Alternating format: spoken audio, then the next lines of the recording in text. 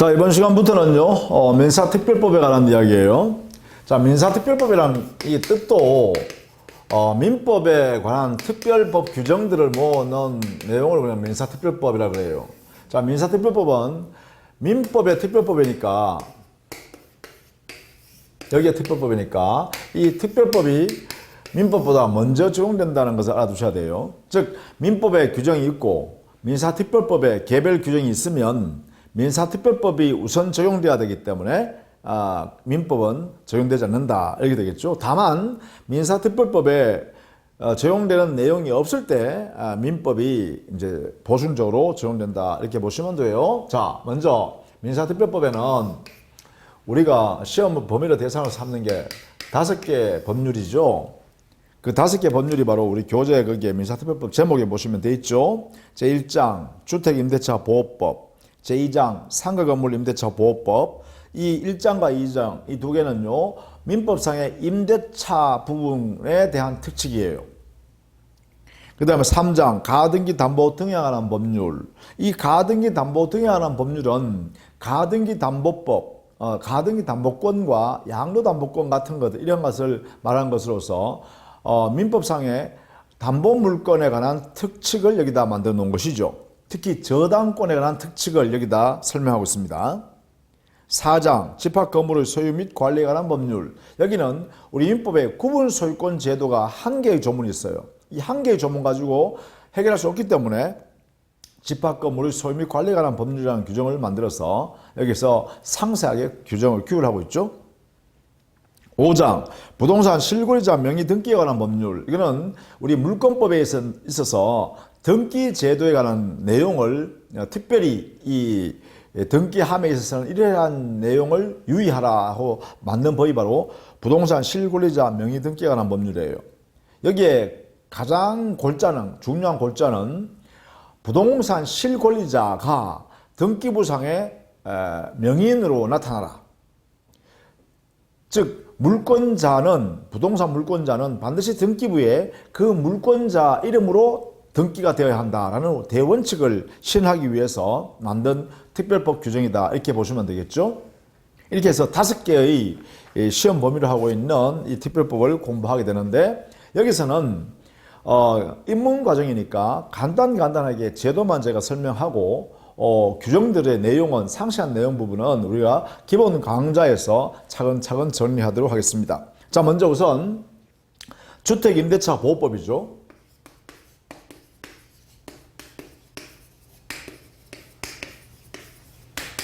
자, 이 법 규정의 법 이름만 봐도 어떤 내용을 담고 있다는 것을 여기서 볼 수 있어요.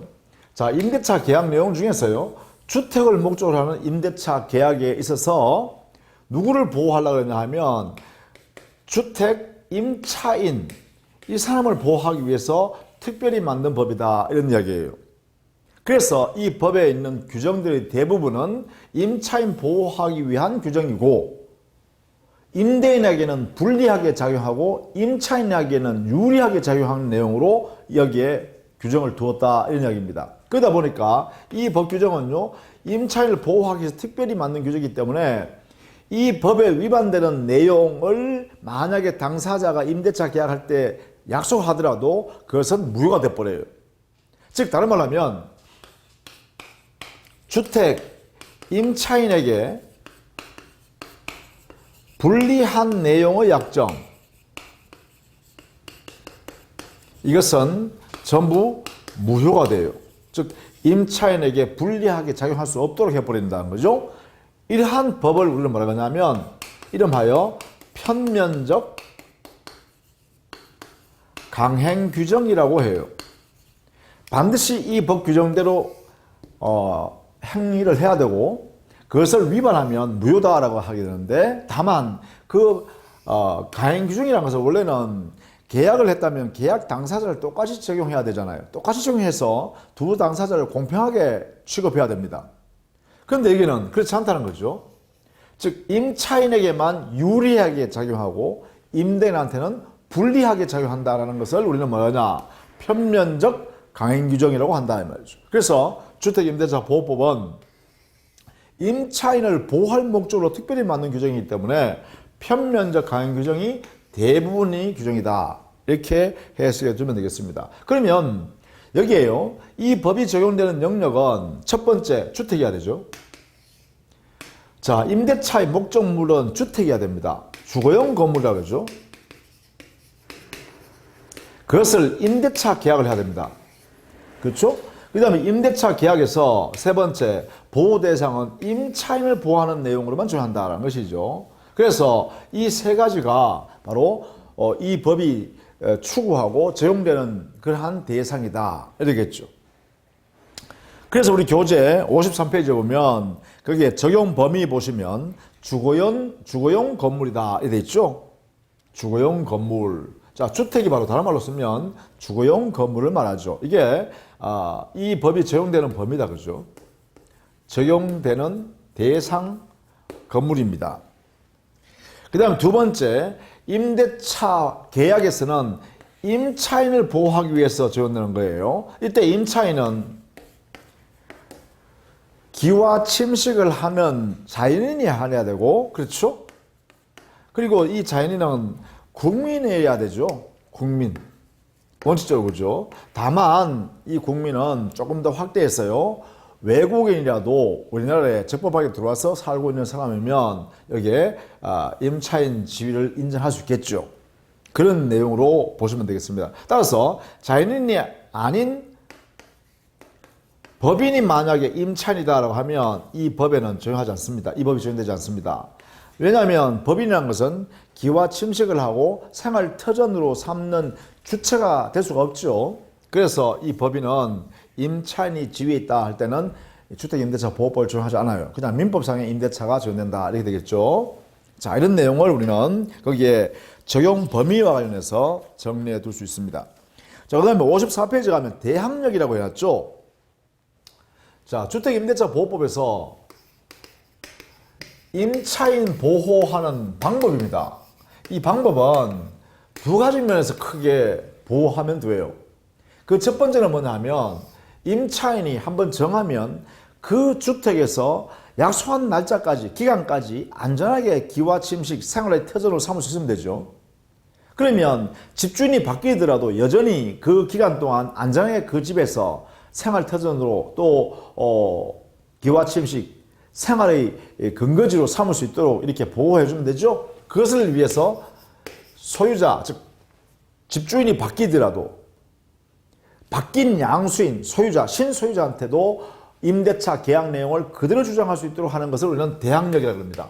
이 대항력을 보장해 주는 것이죠. 다만 우리 민법의 대항력의 발생 근거는 등기가 민법상의 제도입니다. 다만 민법의 등기 제도는 집주인인 임대인하고 임차인이 공동으로 신청해야 등기가 실현된단 말이죠. 그러다 보니까 집주인이 대부분 안 해주려고 그러죠.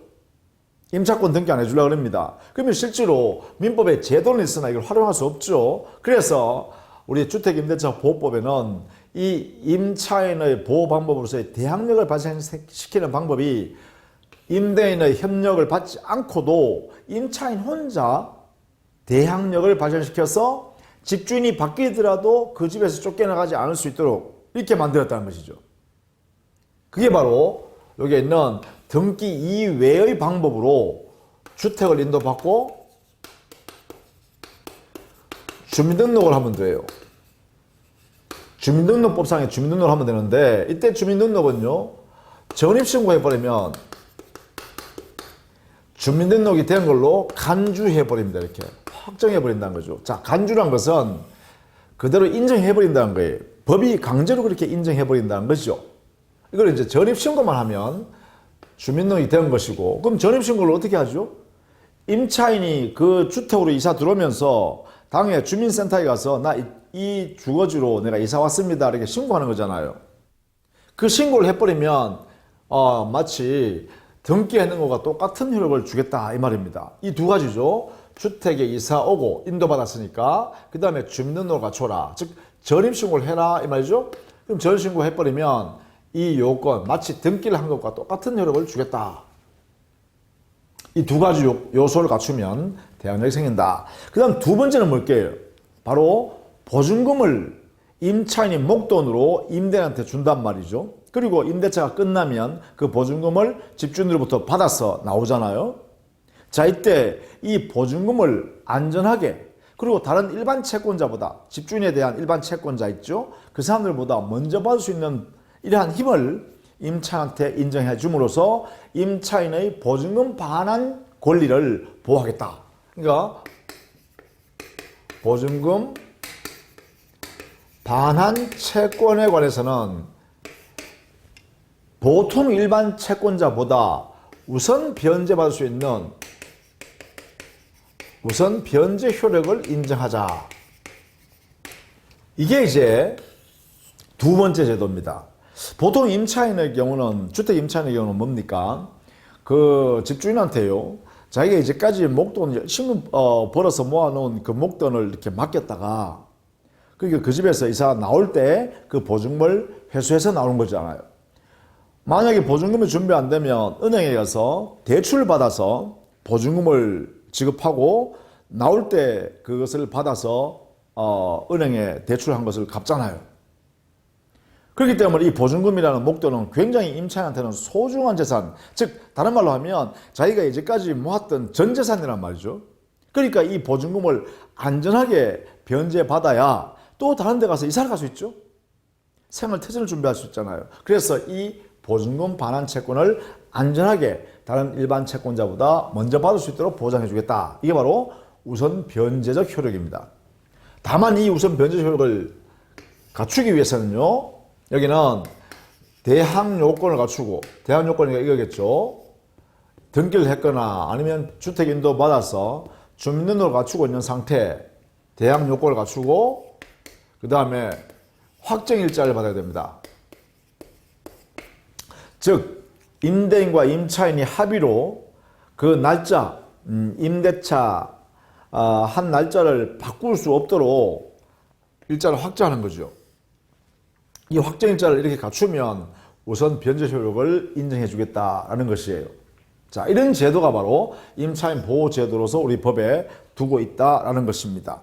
자, 그런 정도만 여러분 봐두시면 되겠죠. 그래서 동그라미 3번에 대항력, 그 다음에 동그라미 4번에 보증금 반환 채권의 보호, 우선 변제받는 거죠. 자, 이렇게 정리를 해 두고 있다는 것을 알아두셔야 합니다. 자, 그러면 우리 55페이지 가면 거기에 보증금 중 일정액에 대해서는 최우선 변제받을 수 있도록 보장하는 제도도 있죠. 양갈로 2번에요. 이 부분에 대해서는 거기에 표예요. 요 기준이 우리가 법이 바뀌어가지고 그 내용이 조금 바뀌었으니까 정리를 해드릴게요. 자, 소액 보증금. 소액 보증금 중 일정액에 대해서는 최우선 변제받을 수 있는 효력을 인정하고 있습니다. 자, 거기에서 조심해야 될 거, 서울특별시 같으면 보증금은 일단 1억 1천만 원이 넘지 않아야 합니다. 보증금은 1억 1천만 원 이하로서 이때 최우선 변제받을 수 있는 일정액이 얼마냐, 이 부분에 대해서 최우선 변제받을 수 있다라는 것인데, 그 일정액이 바로 3,700만 원까지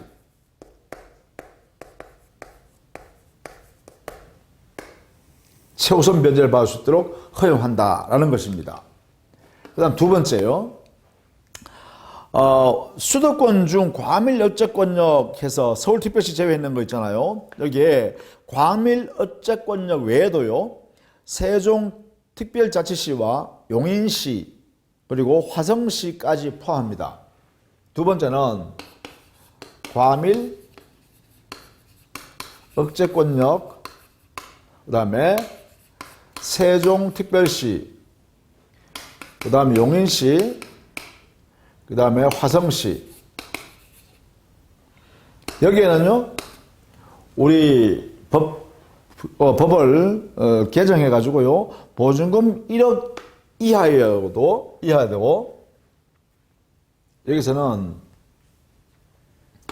보증금이 1억 원 이하여야 되고 여기서 최우선 변제받는 금액이 3,400만 원까지 최우선 변제받을 수 있다. 이렇게 선했죠. 그 다음에 세 번째, 광역시, 그러니까 인천광역시 지어야 됩니다. 광역시, 세종특별자치시는 위로 올라갔으니까 빼버리고요. 광역시, 안산시, 또 용인시는 위로 올라갔으니까 빼버리고요. 김포시, 광주시, 그리고 파주시까지요. 세 번째, 이게 광역시에 이러한 파주시까지 합치죠. 여기는요, 6천만 원 이하에서 2천만 원 이하까지 보증금 6천만 원 이하에서 여기서 2천만 원까지 최우선 변제받을 수 있도록 이렇게 했다라는 것이죠. 그 다음 마지막 네 번째요. 기타 지역입니다. 기타 지역에서는 여기서는 보증금이 5천만 원 이하에서 1,700만 원까지 이래서 있어요. 5천만 원 이하에서 1,700만 원까지 최우선 변제받을 수 있도록 한다. 자, 이 부분을 이렇게 법이 개정됐으니까 알아두셔야겠습니다. 이렇게. 이 부분요, 이렇게 정리를 좀 해두시면 좋겠다. 그 외에는 뭐 그대로 봐두시면 되겠죠. 이게 보증금 반환 채권은 거기에 양갈로 3번이 났죠. 원칙적으로 배당 요구 채권이다. 이 났죠. 이것은 무슨 말이냐면 보증금의 우선 변제권을 행사하는 임차인이 법원에요, 당해 주택과 대지를 경매 처분했을 때 그 대금에 대해서 나 우선 변제받겠습니다 라고 법원에 요구를 해야만 법원이 배당을 해준다라는 의미의 그러한 채권을 우리는 배당 요구 채권이라고 그래요. 따라서 임차인 스스로 법원에 가서 배당 요구를 이렇게 하지 않으면 법원이 당해 임차인에게 보증금을 배당해주지 않는다라는 것입니다. 배당 요구를 하여야만 그 채권을 우선 변제받을 수 있다. 이런 면에서 배당 요구 채권을 해야 된다는 것을 알아두셔야 되죠. 그 다음 네 번째요. 역시 이 보증금 반환에 관한 내용, 대항력에 관한 이 내용을 유지시키기 위해서 하나 만드는 제도가 바로 임차권 등기 명령 제도입니다. 임대차가 종료됐음에도 불구하고 임대인이 보증금을 반환해주지 않으면 임차인은 이사도 갈 수 없고, 왜? 이사를 나가버리면 이 대항력을 유지시키기 위해서는 이 대항요건 있죠? 이걸 계속 존속시켜야 돼요. 그러니까 이사 나가버리면 주택 인도가 없는 것이 되어버리니까, 또는 주민등록을 다른 데 옮겨버리면 이게 없어져 버리니까 대항력이 사라지겠죠. 대항력이 사라져버리면 보증금의 우선 변제받을 권리도 사라져버린다. 그죠? 그래서 임차인의 대항력과 우선 변제 효력을 임대차가 종료된 이후에도 유지시킬 필요가 있는 경우, 그게 바로 뭐냐면 임대인이 보증금을 반환해주지 않는 경우입니다. 이럴 때 임차인은 자기의 대항력과 그리고 우선 변제 효력을 유지시키기 위해서 법원에다가 임차권 등기를 해달라고 명령 신청하는 거예요. 명령으로 임차권 등기를 해 주십시오라고 신청할 수 있습니다. 이것을 뭐라고 하냐면 임차권 등기 명령 제도입니다. 이것은 법원이 이러한 내용이 확인되면 법원의 명령에 의해서 임차권 등기를 강제로 실행해 버리죠. 그러면 임차권 등기가 법원의 명령에 의해서 실행이 되는 순간, 즉 경료가 되면 당의 대항력과 우선 변제자 효력은 그대로 유지 존속합니다. 즉 임차인이 다른데로 이사 나가더라도 이 대항력과 우선 변제자 효력은 그대로 유지된다 이 말이죠. 종전에 발생되어 있는 대항력 우선 변제적 효력이요, 그대로 존속한다 이런 뜻입니다. 다만 만약에 대항력과 우선 변제 효력을 갖추지 못한 임차인이었다면 바로 임차권 등기 명령에 의해서 등기가 되면 그때부터 대항력과 우선 변조 효력을 취득하게 됩니다. 이게 바로 임차권 등기 명령 제도라 합니다. 그 다음에 56페이지에 보면 존속기간의 보호가 있죠.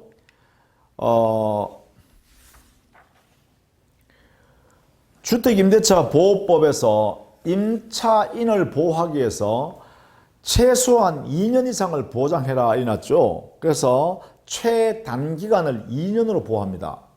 만약에 2년보다 짧은 기간, 예컨대 존속기간을 1년만 빌리겠다 이렇게 약속했을 때는 임대인은 1년 기간이 만료되었으니까 나가주세요라고 할 수 없습니다. 그러나 임차인은 기간 약정을 1년만 했으니까 1년 됐으니까 나 이사 나가겠습니다. 그러니까 보증금 내주세요 할 수가 있습니다. 이것도 역시 뭐예요? 임차인을 위해서 임차인에게 입장에서 보호하는 내용으로 해석해야 된다는 것이죠. 2년 보장을 무조건 강제로 임대인이든 임차인이든 모두 2년 강제한다 이게 아니고요. 당사자 약정이 만약에 1년으로 약정을 했다 할 때 임대인은 1년이 만료됐으니까 나가라 할 수 없지만 임차인은 1년이 만료됐으니까 나는 이사 나가겠습니다라고 할 수도 있고 동시에요. 임차인은 나 2년 보장 받으랍니다 이렇게 할 수 있다는 거죠. 그래서 2년 최단기간이라는 이 제도는 임차인을 보호하기 위해서 이렇게 해석한다라는 것을 알아두셔야겠죠. 그 다음에 법정갱신 제도가 있습니다. 그죠? 법정갱신이라는 것은 우리 이 법에서는요, 임대차 기간 만료되기 전 6개월부터 1개월 사이에 임대인이 나가달라는 말도 하지 않는다든가, 보증금 증액해달라는 말도 안 한다든가 등등 임대인이 아무 말 하지 않고 지나가 버렸어요. 또 임차인은 임대차 기간 만료 전 1개월 전까지 나 이사 나가겠습니다 이런 말 안 했어요. 그러면 임대인도 임차인도 일정한 기간 내에 임대차 존속에 대해서 다른 이야기를 아무 말 하지 않았다라고 하면 임대차가 법정 갱신, 당연히 갱신된 걸로 인정합니다. 이때 법정 갱신됐을 때 임대차 존속기간은 2년으로 보장하는 것이죠. 역시 이때 2년으로 보장한다는 것도 임차인을 보호하기 위해서 인정하는 것이다 라는 것이에요. 그래서 임차인은 그 2년으로 보장되는 기간 내에 언제든지 자기는 이사 나가겠다고 선택할 수 있습니다. 이사 나가겠다라고 임대인한테 해지를 통지하면 그 통지가 임대인한테 도달한 날로부터 3개월이 지나면 임대차 계약이 종료돼 버려요. 자, 이때 임차인은 언제든지 나가겠다 할 수 있지만 임대인은 2년간 보장해야 된다는 것이다 라는 것입니다. 이게 바로 법정갱신제도라 그래요. 자, 이렇게 했어요. 주택임대차 보호법에서 특별히 우리가 민법과 다르게 규정되어 있는 내용 또는 개념들을 한번 살펴봤습니다. 그 다음에는요, 상가건물임대차보호법인데 상가건물임대차보호법은 대부분이 주택임대차와 유사해요. 자, 이것도 역시 마찬가지죠. 보시면 이걸 공부하실 때는 나중에 주택임대차보호법과 상가건물임대차보호법의 차이점을 정리하면서 동시에 민법과 차이점을 이렇게 같이 공부하는 게 좋습니다. 다른 점을 정리해 두는 게 좋습니다. 자, 상가건물 임대차 보호법에 됐으니까 임대차 계약의 목적물은 상가 건물이어야 합니다. 그죠? 상가 건물에 대해서 임대차 계약을 체결했을 때 또 보호는 누굴 보호하냐? 역시 임차인을 보호하는 제도입니다. 임차인. 이때 임차인은 자연인일 수도 있고 법인일 수도 있다는 것이 차이점이죠. 법인도 여기에 들어간다라는 것이죠. 이렇게. 자, 먼저 적용 범위 보세요. 거기 보면 임차인이 자연인이든 법인이든 불문한다라는 것이고, 두 번째, 이 상가건물 임대차 보호법이 적용되려고 그러면 원칙적으로요, 상가 건물이어야 하고, 두 번째, 보증 금액에 한도가 있습니다. 예컨대 서울특별시 같은 경우에는 보증금이요 6억 1천만 원을 넘으면 안 됩니다. 6억 1천만 원 이하여야 상가건물 임대차 보호법이 적용됩니다. 이 금액이 넘어버리면 상하물 임대차 보호법에 적용되지 않는다는 것이죠. 자, 이게 이제 제한이 있다라는 걸 알아두셔야 되겠죠. 이게 더 주택임대차와 차이점이죠. 주택임대차에서는 보증금이 10억이든 20억이든 관계없어요. 그래도 이게 주택임대차 보호법에 적용을 받을 수 있죠. 그런데 상가 건물임대차 보호법에서는 보증금이요 6억 1천만 원을 초과해버리면 원칙적으로 상가물임대차 보호법을 적용하지 않는다. 그러면 거기는 민법상의 임대차 계약을 여기에 적용하겠다. 규정들을 그죠. 이렇게 해석하는 것이죠.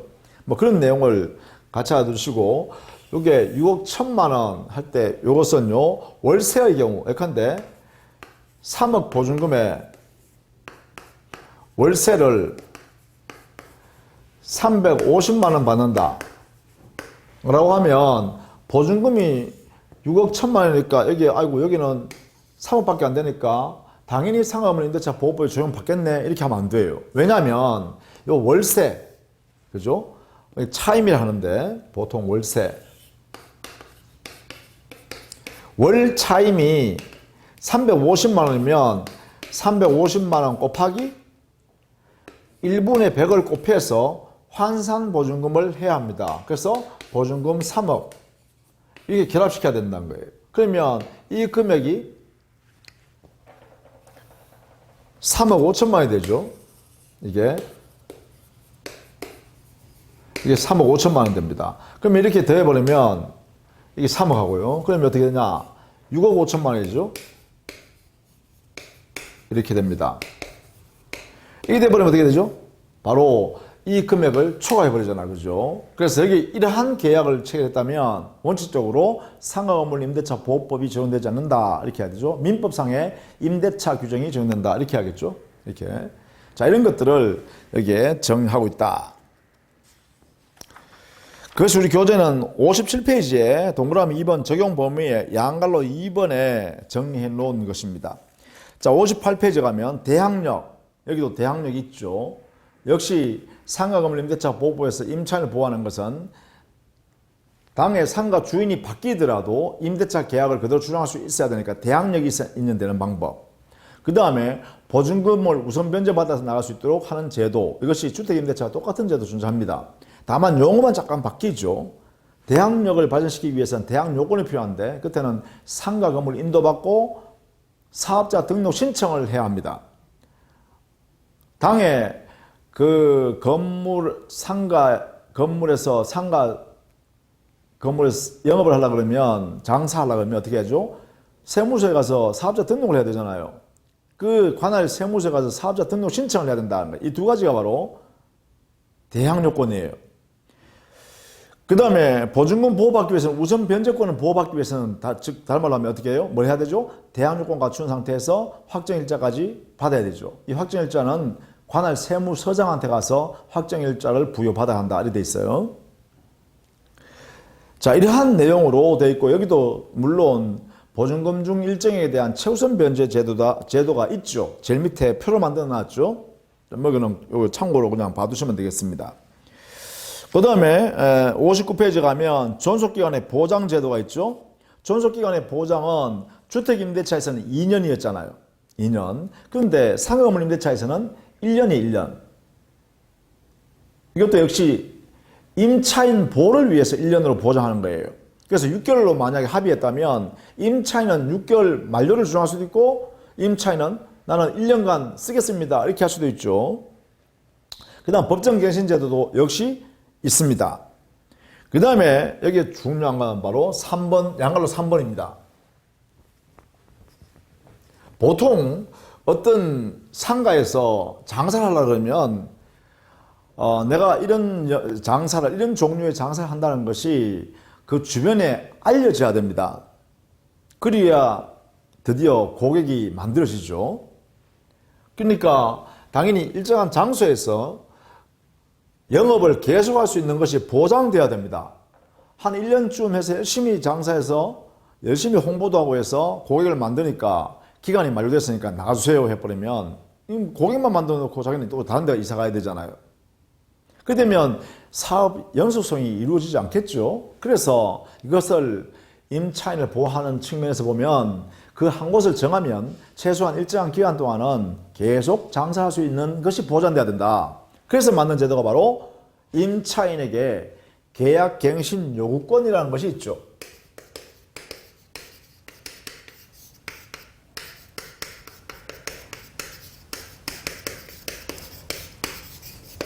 한 곳에서 계속 나는 사업을 하겠다, 영업을 하겠다. 그럴 경우에 임차인은 임대인한테 갱신합시다 라고 일방적으로 요구할 수 있고, 이때는 특별한 사정이 없는 한, 즉 이 법에서, 즉 상가건물 임대차 보호법에 정해놓은 특별한 사정이 없는 한 임차인은 이를 거절할 수 없습니다. 임대인은 임대인의 거절, 이것이 원칙적으로 안 됩니다. 거절하려면 법상의 사유가 있어야 됩니다. 사유가 여기 법에 8가지를 규정해놨어요. 여기에 해당될 때 한해서만 거절할 수 있습니다. 이렇게 정해놨다. 한한다라는 거예요. 한한다. 8가지. 그래서 이 8가지를 여러분은 구체적으로 시험 보실 때는 외우고 있어야 합니다. 여기도 정리해놨죠. 59페이지에 있죠. 거기에 보면 임차인의 계약갱신 요구권,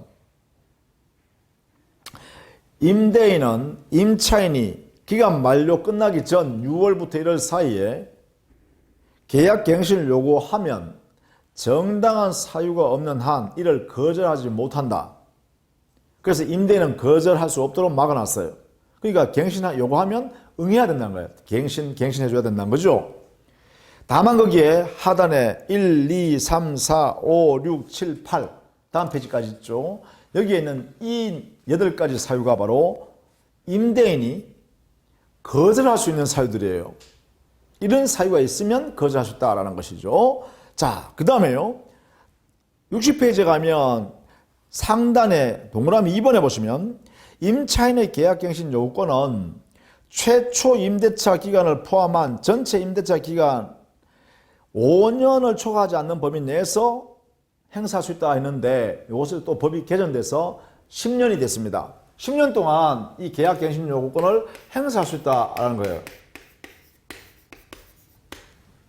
자, 이것도 바꾸어 두시기 바랍니다. 10년간 보장합니다. 10년간 5년이 아니다. 10년으로 바뀌었다. 10년간 보장합니다. 그래서 한 장소에서 10년간 계속 계약갱신 요건 행사해서 자기가 장사를 할 수 있다. 이런 얘기죠. 10년. 자, 그걸 바꿔두시기 바랍니다. 다만 이때요, 동그라미 3번에요. 자, 이때 갱신되는 임대차는, 똑같은 내용으로 계약이 갱신되지만 차임이나 보증금을 증액할 때는 여기도 조심해야 되죠. 거기도 또 바꿔주셔야겠습니다. 자, 보증금이나 또는 차임을 증액 청구할 때는 이때 증액의 범위는 100분의 5를 넘지 못합니다. 이렇게 바꿔주시기 바랍니다. 100분의 9가 아니라 100분의 5요. 이렇게 해요. 그리고 만약에 보증금, 차임 등이 증액된 날로부터 1년 내에 또 증액 청구하면 못하죠. 이게 안 되죠. 1년 내에 또 제한되죠. 그래서 이 두 가지 면에서 제한된다. 자, 보증금, 차임, 증액 청구에 있어서는 100분의 5를 넘지 않는 범위 내로 증액할 수 있다. 이렇게 바꾸어 주셔야겠습니다. 자, 그 다음에 우리가 상가건물 임대차 보호법에는요, 임차인이, 자, 다른 임차인을 구해가지고, 건물주인 임대인한테 그 임차인을 소개하는 거죠. 신규 임차인에 데리는 자를 소개하는 거예요. 그래서 임대차 계약을 하게 할 때는 그 새로 들어오는 신규 임차인이 데리는 자, 이 사람하고 지금 현재 임차인하고 권리금 계약을 하죠.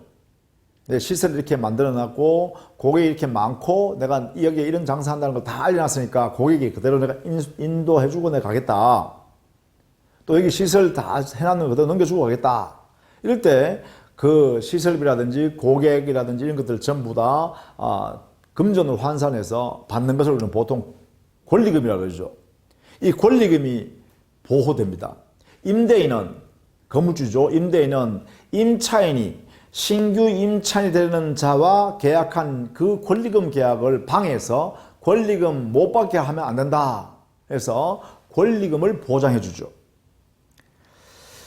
자, 이 권리금 보호에서는 양갈로 2번 있죠. 권리금 보호에서 거기에 양갈로 2번에 동그라미 1번 보세요. 여기도 법이 또 바뀌었습니다. 임대인은 임대차 기간이 끝나기 3개월 전부터 임대차 종료 시까지 이 권리금 보호를 받는다가 아니라 여기에 임대차 기간이 끝나기 6개월 전부터 임대차 종료 시까지 이렇게 해야 돼요.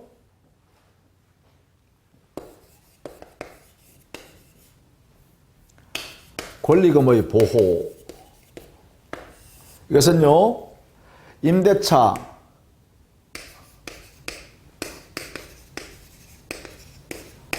끝나기 6개월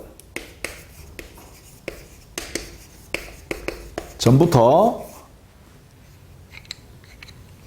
임대차 종료일까지 이 사이에 종전 임차인이 자기가 소개해준 신규 임차인이 되는 자의 사이에서 권리금에 관한 약정이 있을 거 아닙니까? 그 권리금을 보호해 주겠다라는 거예요. 요 기간 동안. 자, 여기에 6개월, 3개월이 아니라 6개월로 바뀌었다. 요 기간 동안 권리금을 보호해 주겠다라는 것입니다. 다만 이 권리금 받을 수 있는 권리를 만약에 건물주인 임대인이 방해해서 지금 현재 임차인이 손해봤다라고 하면 그 손해배상 청구를 할 수 있게 하고 그 손해배상 청구권의 행사 기간은 임대차가 끝난 종료한 날로부터 3년 내에 임대인인 건물주한테 청구할 수 있도록 이렇게 하고 있죠. 그래서 3년간의 소멸시효를 인정한다. 이런 제도가 여기에 설명해 놓았죠. 자, 이것이 바로 상가건물 임대차에 관한 내용에서 중요한 제도들을 소개했습니다. 그 다음에 우리는 61페이지예요. 가등기 담보 등에 관한 법률인데 이 가등기 담보 등에 관한 법률이란 것은 민법상에 있는 담보물권인 저당권에 관한 특칙들을 여기다 정리해 놓은 거예요. 그래서 저당권은 채무자가 변제하지 않으면 채권자는 저당권을 가지고 법원에다 경매 신청하고 경매 실행은 법원이 강제집행법엔 경매 절차에 따라서 경매를 해서 경락되면 대금으로부터 저당권자가 자기의 순위에 따라 우선 변제받아 가는 거죠. 그래서 자기 채권을 회수한다는 거죠. 자, 그런데 가등기 담보 등에 관한 법률을 했을 때 여기는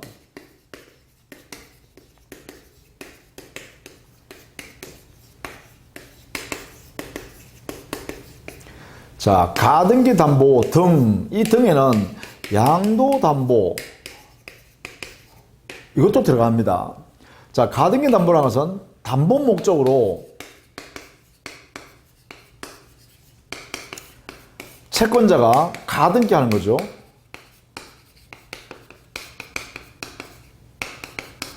보통 소유권 이전 청구권의 가등기예요. 소유권 이전 청구권이라는 권리를, 이게 채권입니다. 채권을 가등기해 두는 거죠. 이게 이제 담보 목적의 가등기가 담보 가등기 이렇게 표현하기도 하고 가등기 담보권을 채권자가 취득했다 이렇게 되는 거죠. 그럼 양도담보권은 뭐냐 하면 양도담보는요 담보 목적으로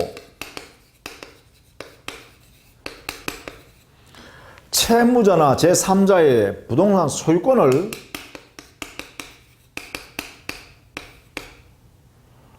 채권자가 보유하는 거죠.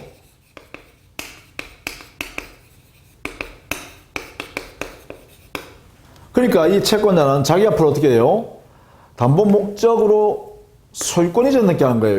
자기 앞으로 소유권 이전의 등기를 해 두는 거죠. 다만 이때 채권자가 소유권 이전 등기를 가지고 있으되 소유권자로 행세하는 것이 아니라 담보물권자로 행사한다라는 것이 특징이죠. 담보 목적의 소유권 취득이다 이 말이죠. 담보 목적의 소유권 취득이니까 채무자가 변제기에 변제를 안 하면 그때 이 가지고 있는 소유권을 뭐 처분한다든가 해서 자기의 채권을 우선 변제받는다라는 것이죠. 따라서 변제기 도래할 때까지는 당의 목적물은 채권자가 직접 소유권자처럼 행사하여 사용 수익하는 것이 아니라 채무자나 제3자가 양도담보 물권을 설정해 준 그 당사자들이 사용 수익하는 겁니다. 소유권 행사하는 겁니다. 그런 면에서 양도담보, 가등기담보는 전부 다 뭐예요? 담보 물권을 가지고 있는 것이다. 이렇게 해석해야 되죠. 여기에 담보 물권자이면서 채권자입니다. 여기에 가등기 담보권을 갖고 있는 가등기권자든 소유권을 가지고 있는 소유권자로 등기되어 있는 채권자든 간에 전부 다 담보 물권자로서의 지위다라는 걸 알아주셔야 돼요. 담보 물권자. 즉 자기의 채권을 회수하는데 다른 일반 채권자보다 우선 변제받는 방법을 선택할 수 있도록 해놨죠. 자, 우리는 여기에 민법상의 저당권의 경우는 이 실행하는 방법이 실행, 권리 행사입니다. 이것은 주로 경매권이죠. 경매권. 그 외에 행사를 하려면 유저당 특약을 해야 됩니다. 자, 경매권 행사다. 이 경매는 법원에다 경매 신청하면 법원이 그 경매 절차를 실행하는 거죠. 그 다음 유저당 특약이라는 것은 저당권을 설정해 준 설정자하고 저당권자인 채권자가 이렇게 합의를 하는 거예요. 합의. 합의 내용이 뭐냐 하면 경매 이외의 방법으로 당해 저당권자가 자기 채권을 해소하는 방법을 자기들끼리 합의한 거예요.